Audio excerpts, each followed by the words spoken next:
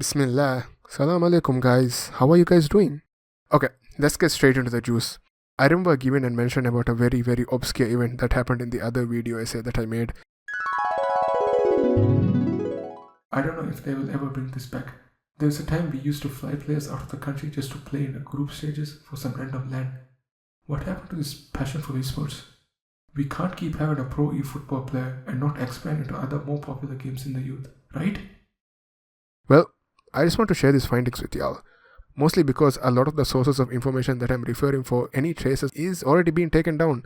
So even if these findings really don't assemble a full picture, I just cannot let the remainder be lost to time as well. And one more thing, there will be speculations in this video. With the lack of this linking information, it's natural that theories are just going to emerge, and I'm sorry.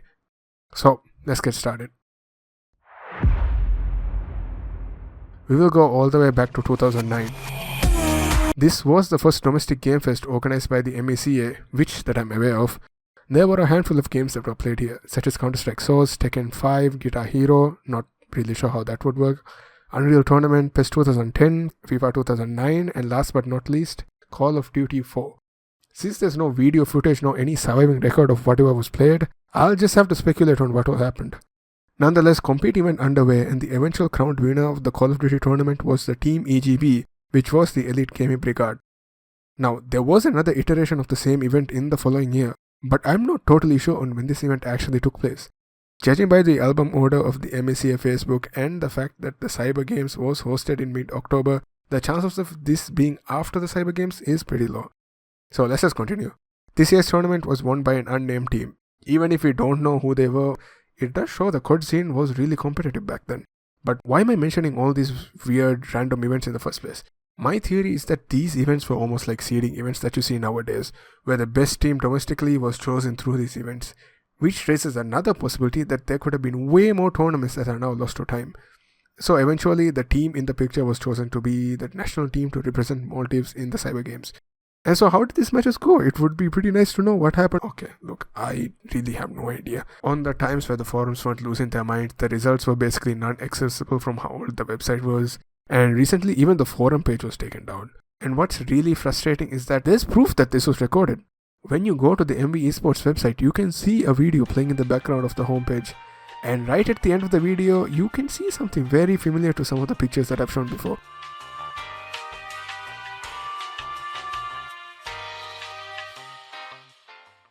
Yup, that's confirmation that there was recorded footage of this. But man, I would really love to know what happened in this event. Too bad that this is really all I can say from my perspective. I've even tried asking some of the people who actually participated in this event, and obviously to their credit, I don't think they're going to be replying back to a random on the internet asking about their identity. Damn straight, what was I thinking again? These extras are stuff I couldn't really fit that well into the main content, so I decided to make it into its own separate chapter. When I showed y'all the image of the Maldivian national team from the Sri Lankan Cyber Games chapter, you might have noticed that there is someone else in that picture. This is Mohammad Jin Jinad, probably the most infamous player back when we still beefed on Need for Speed Most Wanted. According to the few after reports of the Sri Lankan Cyber Games event, there was in fact not one but two exhibition matches between the Sri Lankan team and the Maldivian team, one in Call of Duty and the other in Need for Speed Most Wanted. The winners of the Sri Lankan Cyber Games COD division was able to do an exhibition match against our Maldivian national team, while the winner and the runner-up of the Need for Speed Most Wanted tournament was able to race against Jin also. So if you guys want to know the results, okay, you had 14 years to look at it, I'm just going to say it right now. We lost the COD exhibition match, but we got second and first respectively against the winners and the runner-up of the Need for Speed match. That's all.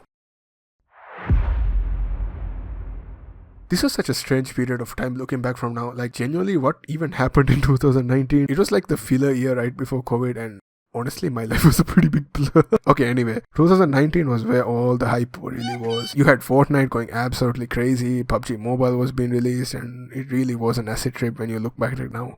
I guess from how mainstream the news of the Fortnite World Cup was, a lot of places were actually experimenting with integrating proper esports competition into the public. Okay, look, I'm actually farming you guys for content. I'm just going to say that right now. Alright, so I need to introduce you guys to the main character, or rather entity in this story.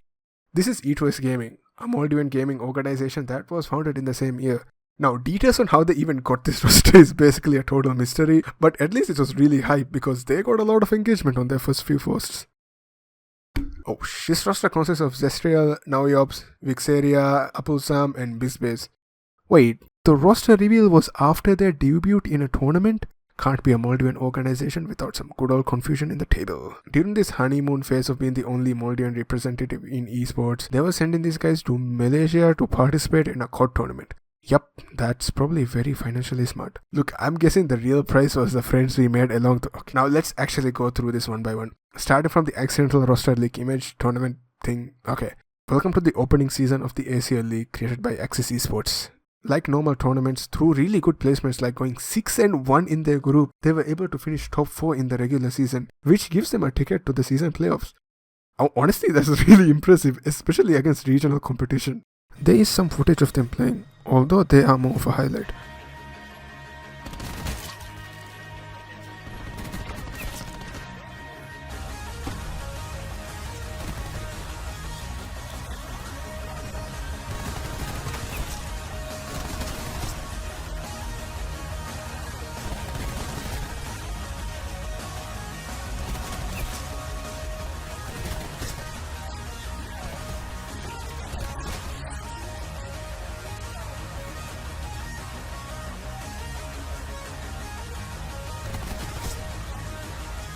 For the next season of ACL League, E2S actually had a sister team made of foreigners.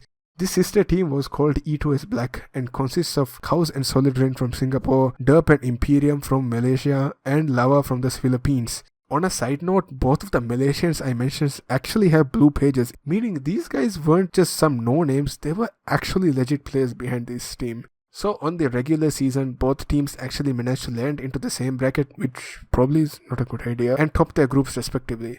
In the end, E2S Black was able to get first and second, with E2S Gaming following right behind, getting third and fourth.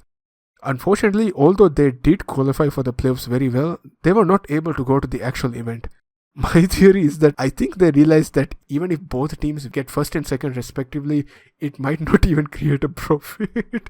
So they might have skipped this. And that's the end of the second season, which brings all of this to the grand finals of the year. The grand finals consist of a 50k ringgit prize pool for the winners, and obviously for such an important event to wrap up the year, a good chunk of the information is missing on the page. Wonderful.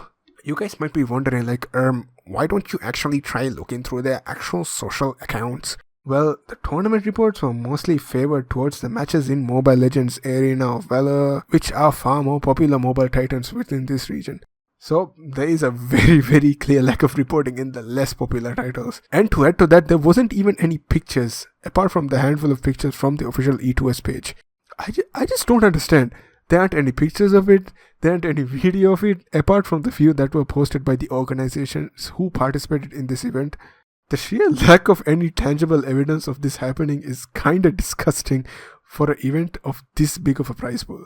From what we know, they got third place in the end, giving themselves 4k ringgits in winnings, and honestly insanely good opening season from these guys. And this is serious money, bro. 4k ringgit is equivalent to about 15k rupiah. So that's 3k to each guy on the roster. That's insane, no?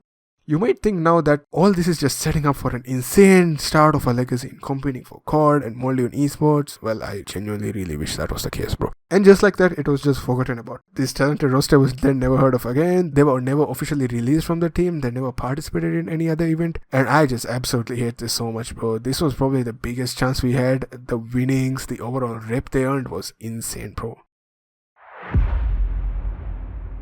So let's wrap this up. I can go about who these guys were, what's their names, how did they get this opportunity and all, but I'm just tired, man. I dislike the lack of archiving, lack of just taking pictures, lack of saving videos, lack of absolutely everything, bro. And as for the unsung heroes who worked hard to get our name out there, you guys tried and we can see it. We are witnesses of what you've done. That's all from me, man. Hope y'all liked this video because I really did not like researching for this. As-salam alaikum.